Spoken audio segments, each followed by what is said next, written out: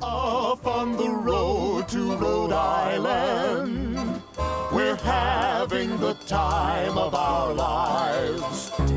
Rhode Island could be the next state to end prohibition of cannabis.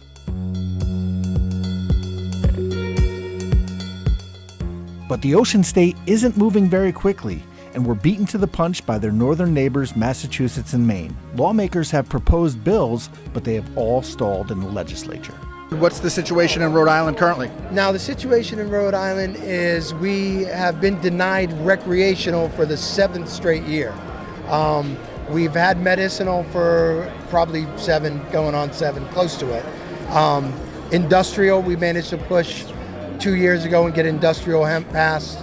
The past 7 years, the powers that be have said we're going to hold this for further study, but they haven't done any study. So this year we managed to get a study commission out of the deal, and it's stacked with people against it.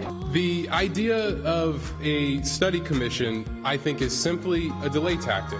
Regulate Rhode Island released a new report detailing why 2017 is the right time for the state to legalize, regulate, and tax marijuana. It's harder than it seems at first, that's all I'll say. It seems, oh, of course. It's not really a drug, it's not a heavy drug, you know, decriminalizing is a good thing, of course, and then you get into the details. You have the data, you have the research in front of you. The question is, if we put together a study commission, how will it be different than what we've done tonight? How will it be different than what we've done for year after year? Now advocates have to argue against the same old stigmas and stereotypes that have repeatedly been disproved and have no basis in research or fact. I'm looking at some testimony from the opponents, and I've seen other written testimony.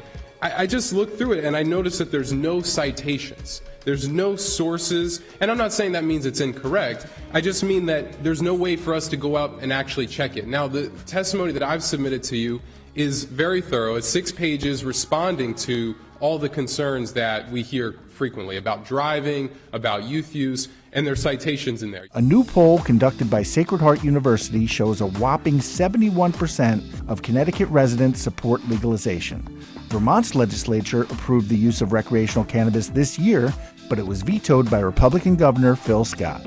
There's several hundred acres of hemp growing in Vermont right now, so lots of CBD products. So there's plenty of opportunity. It's happening everywhere. Rhode Island is now in the odd position where it could be the next state to legalize or the last state in New England, along with New Hampshire, to continue prohibition.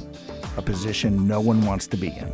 Given that Massachusetts is moving ahead, given that the opponents of legalization acknowledge that it's inevitable in Rhode Island, they've acknowledged that publicly. Given that a majority of Rhode Islanders support legalization, 59% according to our last poll, given that this policy serves the interests of public health and safety, given that it can help us with the opioid crisis, given that we need the jobs and revenue, the common sense approach, the pragmatic approach is to pass legalization this upcoming session, and let's begin the process of establishing rules and regulations.